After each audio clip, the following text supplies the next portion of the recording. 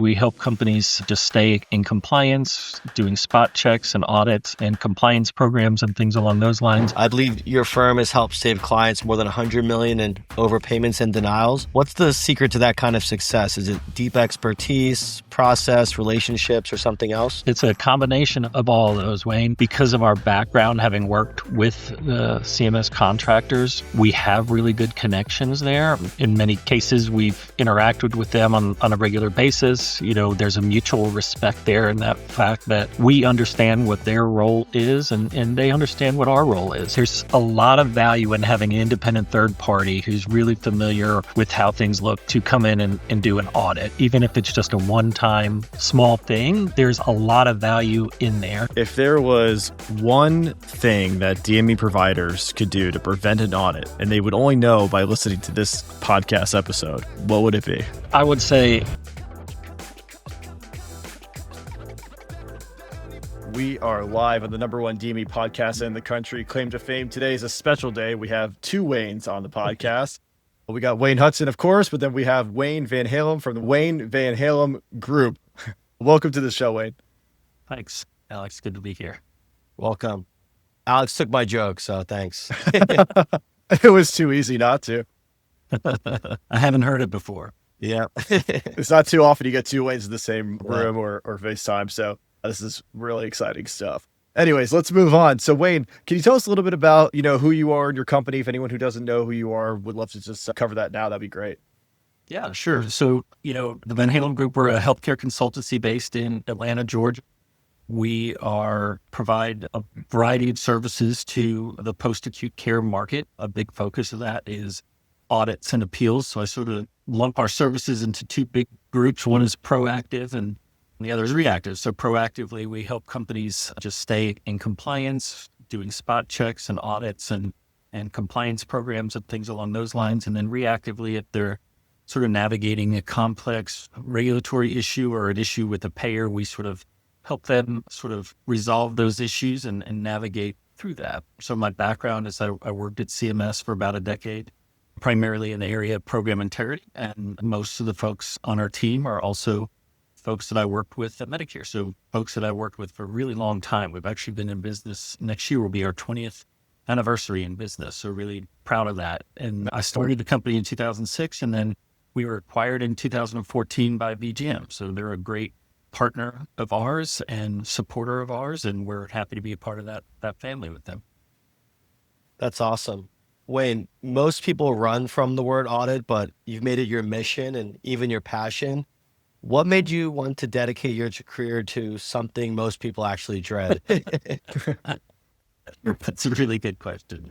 Yeah, so I started my career with CMS, and one of the rules that was that you had to, for 1 year, work in the area of customer service, so answering provider and beneficiary questions. So I started that, and I did it for 1 year, and then my goal was to transfer over to the anti-fraud unit. My degree was in criminal justice, and I wanted to get into fraud investigation. So I transferred over to the program integrity area and spent about 5 years as a fraud investigator. But I realized soon after that I really wasn't a fraud investigator. I was looking for T's that weren't crossed and I's that weren't dotted, and identifying big overpayments and putting companies out of business. And I just felt that it really wasn't the direction that I thought should be happening. So decided to leave and cross over to the other side and sort of assist providers and educate them on what CMS is looking for so that they avoid those potential issues. So that's become my mission since then, is, just making sure that our clients are submitting claims responsibly, and the payers that are responsible for overseeing claim payments are doing their job responsibly as well. So that's how I got here. You kind of built a career around fairness and advocacy in this area, which is often misunderstood. What kind of drives this passion? Well, I mean, I think a lot of it has to do with the work that I did previously, having worked at CMS. And,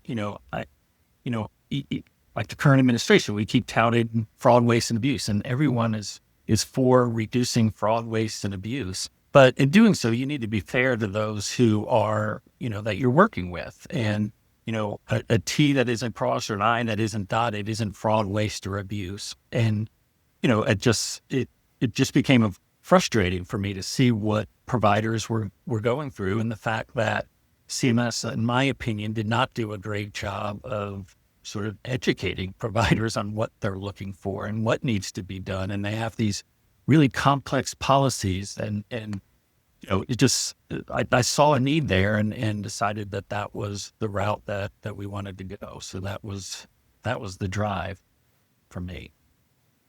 Wayne, what does fairness actually look like in the healthcare audit process?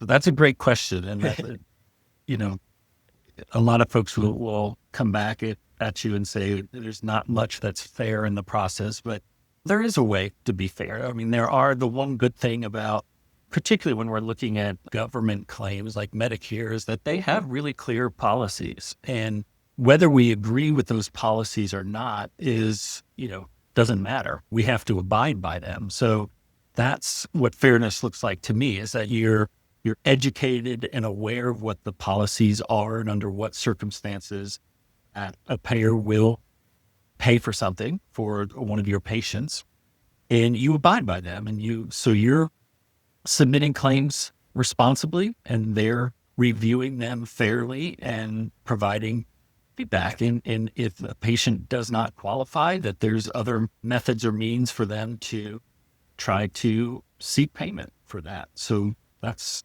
what fairness looks like to me, is that they apply their written policies consistently and clearly. Now, does that happen all the time?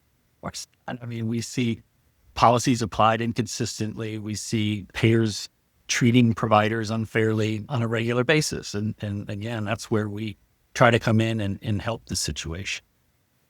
Wait, I always had this kind of idea. I was always wondering how this whole thing works with CMS. Do you think that most of the policies they have in place are to really prevent fraud and misuse, or is it really to try to prevent these DMEs from getting paid so they don't have to pay out as much? I think it's a little bit of both, Or Alex. both, yeah. Yeah, I think it's a little bit of both. And it depends on who the payer that you're working with, too. If we're talking about a managed care plan, I'd probably lean more towards the latter, where they're just trying not to have to pay claims, as opposed to Medicare. I don't think Medicare has a goal in mind. At least certainly it was never communicated to me during my time there, is that they don't want to pay claims. They want to provide services, and they just want to do it within the parameters and guidelines that they've determined to be appropriate. I would say managed care plans and commercial plans are a little bit more challenging to deal with in that regard. And I do think oftentimes, and I have, tons of examples that we've seen in our practice regularly, where payers treat providers unfairly. And, I think oftentimes, because they do hold the purse strings, a lot of providers will just sort of, roll over it and take whatever it is that is being done, as opposed to holding these payers accountable for the actions that they take. So there are, there's rules out there, and there's laws and regulations, both at a state, federal level, that cover these plans. And we have seen practice where they have not abided by those rules and laws. And that's where it's unfortunately up to providers to sort of stand up to them and do what they think is right in that regard. Right on. I was curious, do you see a certain specialty in DME or area that is getting hit harder by, audits, or there's more misuse or fraud? I've seen in the news a lot of times, a lot of different types of DMEs or areas of specialties like wound care or back braces and all these different areas that seem to get audited and penalized, and there seems to be some fraud there. What would you say is kind of the area that's hit the hardest? I would say right now what we're seeing is sort of the supply category. So catheters are a big one.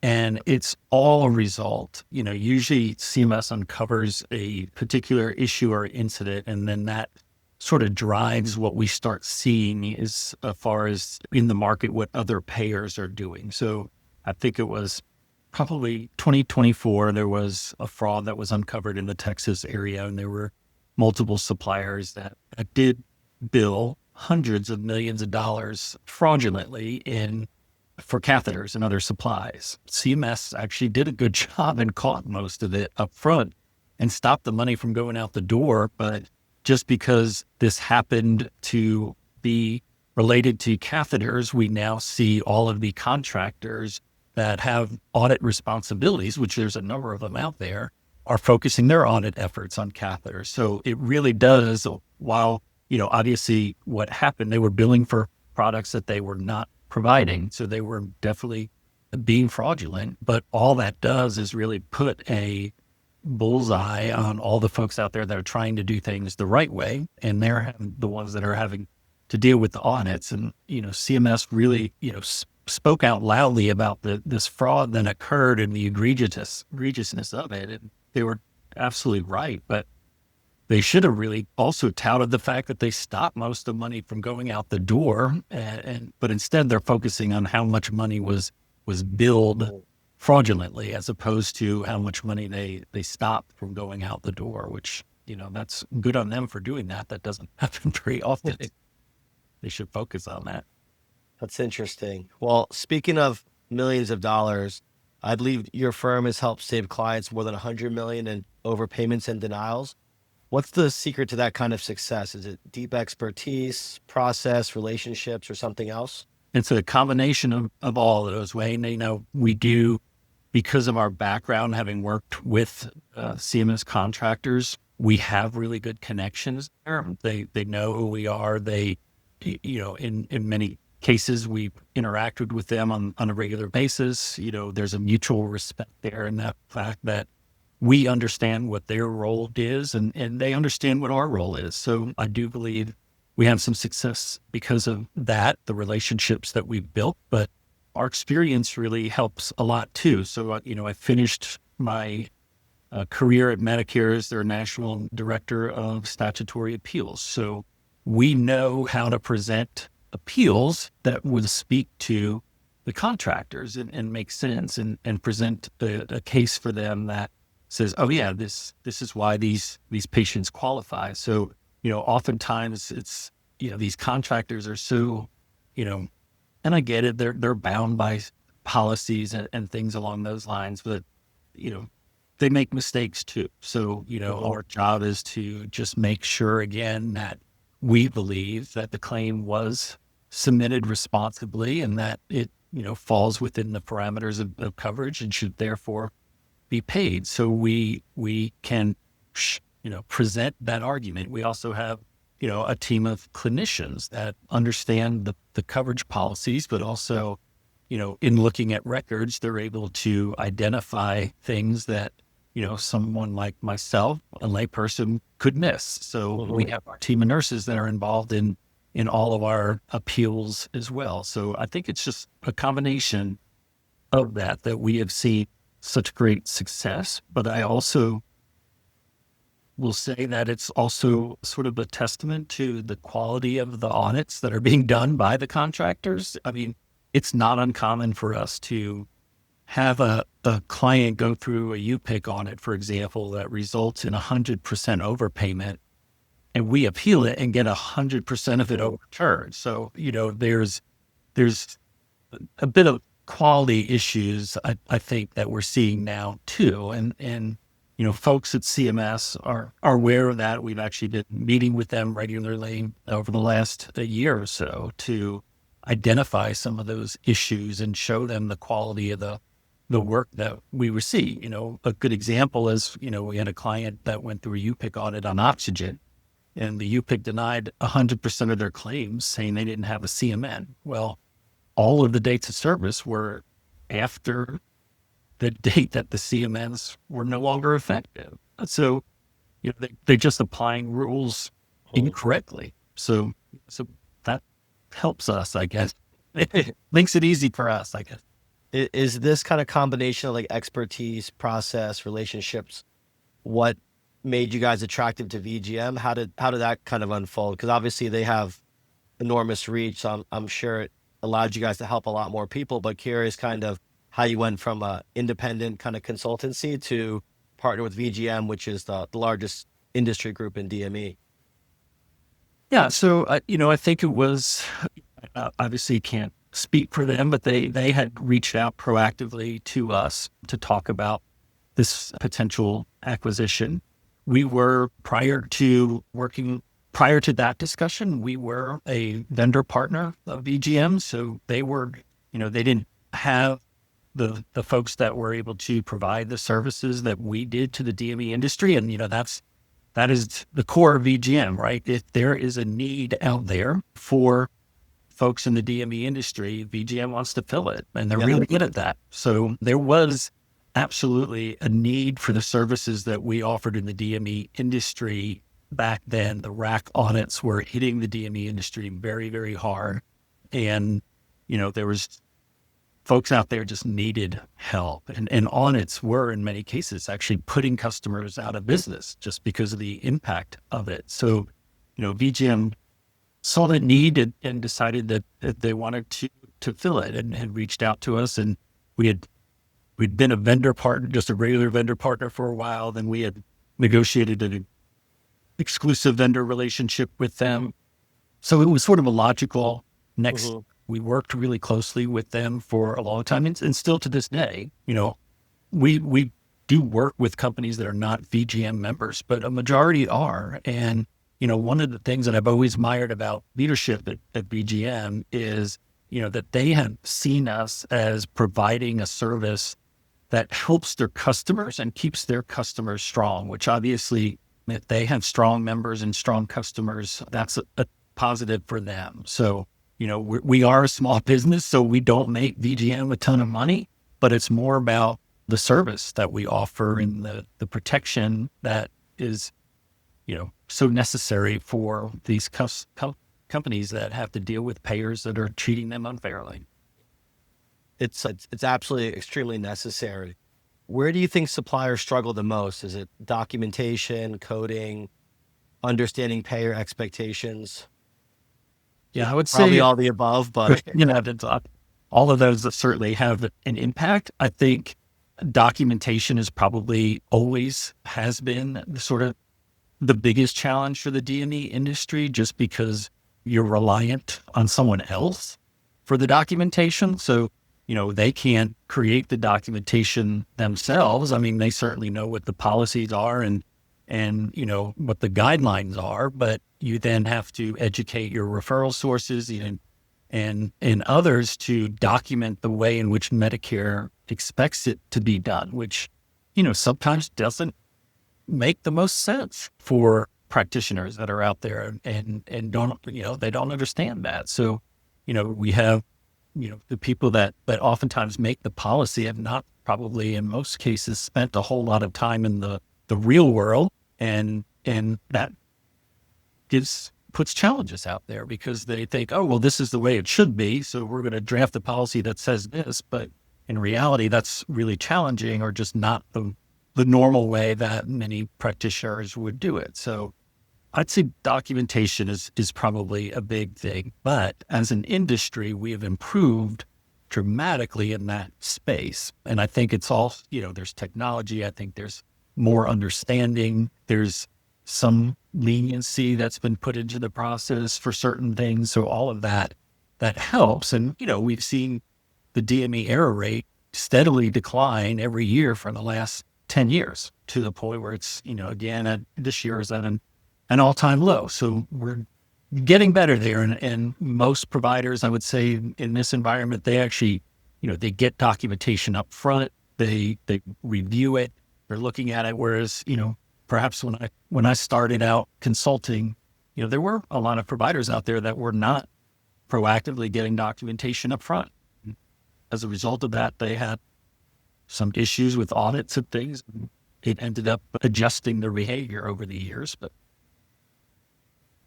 documentation is always a challenge for these guys. Wayne, you said your team is better at preventing messes than cleaning them up. What are a few early warning signs that a provider is headed for an audit trouble? Yeah. So, and when I say that, I do mean it. Like our proactive work is much more enjoyable than our reactive work. And, it's providers who just don't have a really good, solid compliance program internally.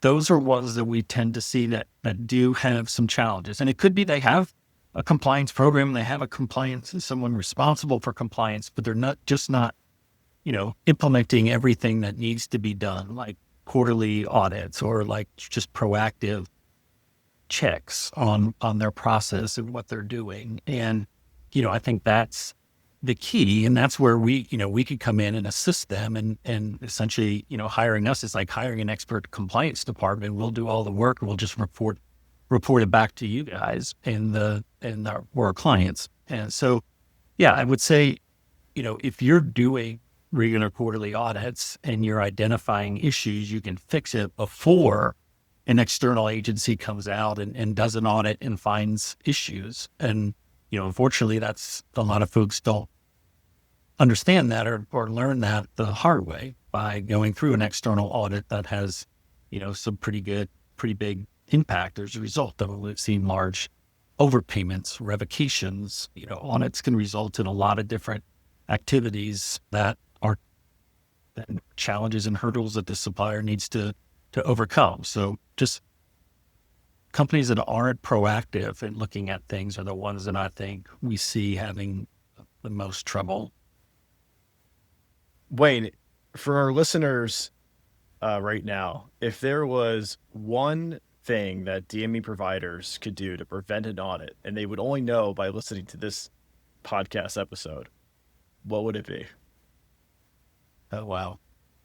I would say having a comprehensive compliance program would be the biggest thing and there's a number of elements that come along with that, right? It's not just, oh yeah, we have a compliance program, but are you actually implementing the required elements of a comprehensive compliance program, right? So, and we get engaged a lot by, companies that are looking to acquire other businesses or private equity firms to come in and analyze what they're doing from a compliance perspective. So it's something that investors are interested in. They want to know that, and the way CMS looks at it is, they understand that compliance issues are going to happen. They're not trying to avoid all compliance issues from happening. What they want to know is the company doing everything in their power to try to avoid it from happening, right? Are they providing education and training to their team? Do they have the appropriate resources? Do they have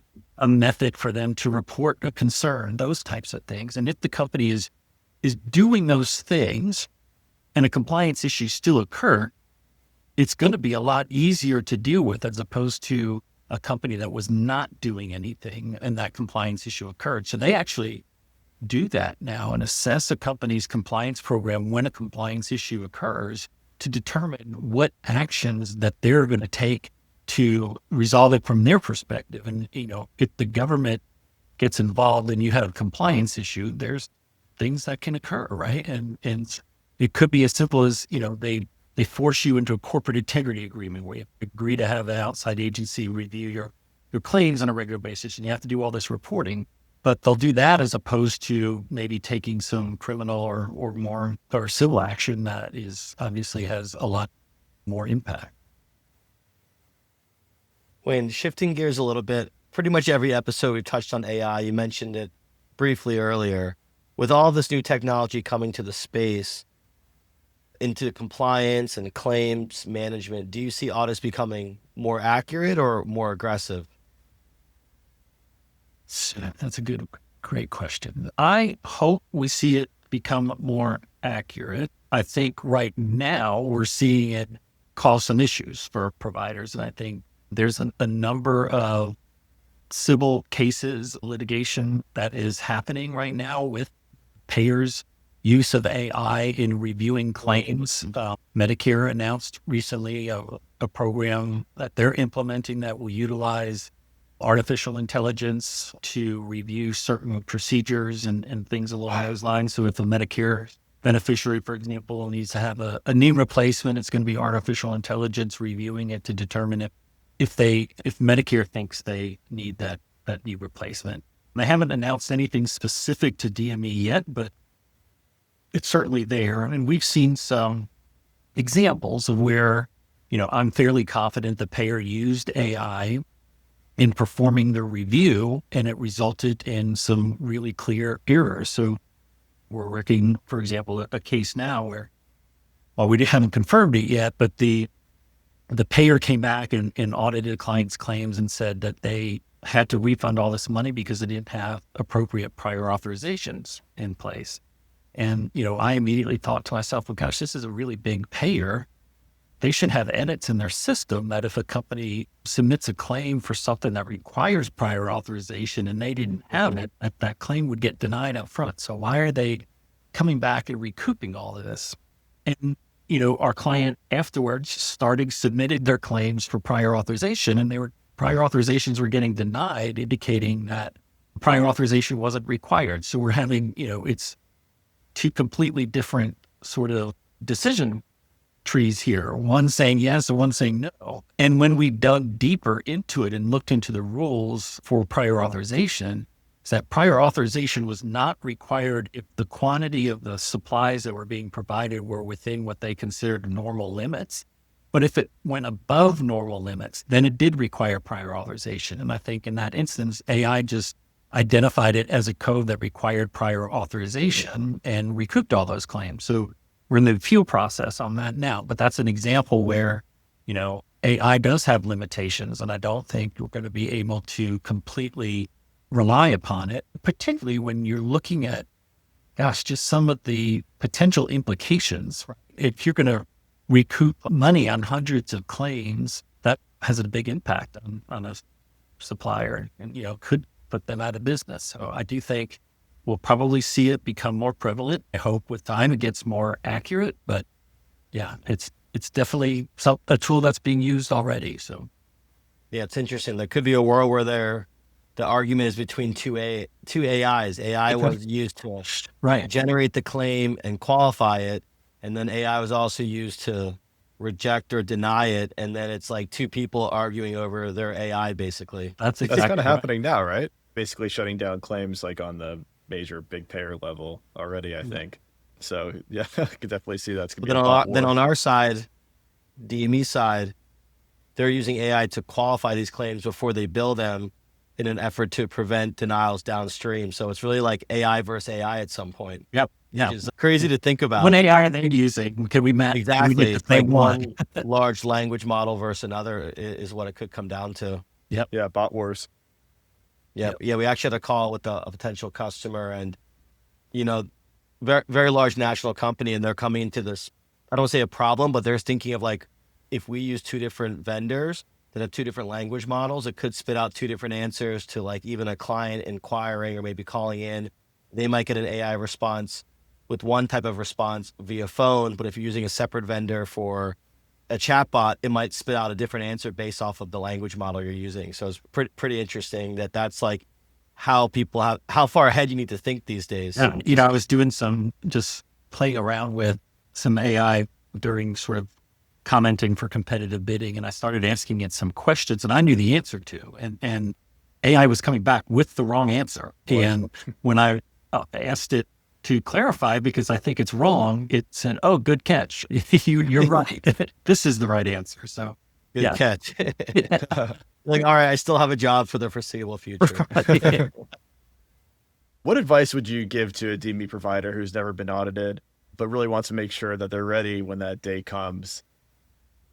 And this is going to sound ingenuous, but I definitely would, find someone to kick the tires and do an audit that's really familiar with the requirements like that. So, there's a lot of value in having an independent third party who's really familiar with how things look to come in and do an audit, even if it's just a one-time small thing. There's a lot of value in there, and it doesn't mean that you always have to go out and hire an independent third party. We, obviously that's a lot of the work that we do, so we're supportive of that. But We have plenty of clients that do their own internal auditing and do a really, really good job of it because they have people on their team that are auditors and that know what they're looking for. So just doing something proactively like that is so key. And, some companies will hire us just to audit their auditors on occasion, just to make sure that, okay, we have this program in place. Are we doing it correctly? And I have seen, unfortunately, some companies that rely on, say, oh yeah, we do regular audits. We don't identify any issues. And they're sort of relying on the results of that. But when we get in there and look at it, we do identify issues. So we're just making sure that if, you are doing some sort of quality controlled check on a regular basis, but then you also understand and make sure that the process that you've put in place is correct and appropriate. So you're not wasting your time. All right. Wayne, usually by this point of the podcast, we move on to a rapid fire, sort of like a this or that round to conclude the podcast. And I figured since we got two Waynes on the podcast, we could do Wayne asking Wayne on the rapid fire this time. Let us know when you're ready. I'm ready. And by the way, every time Alex said Wayne, I was about to answer for you, Wayne. Like it was like rattling my brain. So I was just like pausing anytime he said Wayne. All right, we'll these are a couple fun questions. No brain busters. If Audits had a theme song, would it be Highway to Hell or Don't Stop Believing? I'd say Highway to Hell. Would you rather explain CMS regulations to your dog or to a teenager? My dog, for sure. When it comes to people versus dogs, I'm always going to go with dog. Yeah. Coffee or bourbon when reviewing audit results? Bourbon. That one was easy. You had to get an audit-related tattoo. Would it say compliant AF or trust but verify? I like compliant AF. Let's see here. One last one. More suspenseful, a Netflix thriller or waiting for a CMS response letter? Waiting for a CMS response letter. That was an easy one. For sure. Right on. Well, Wade, thanks so much for joining today. If anyone wants to get in contact with you or your business and wants more information, how can they find you? You go on our website, vanhalem.com. Awesome. Perfect. Easy enough. All right. Well, Wayne, it was great having you on the show today. This was fun. Let's do this again sometime. Sounds great. Thanks, Wayne. Appreciate all the insight. Yep. Anytime.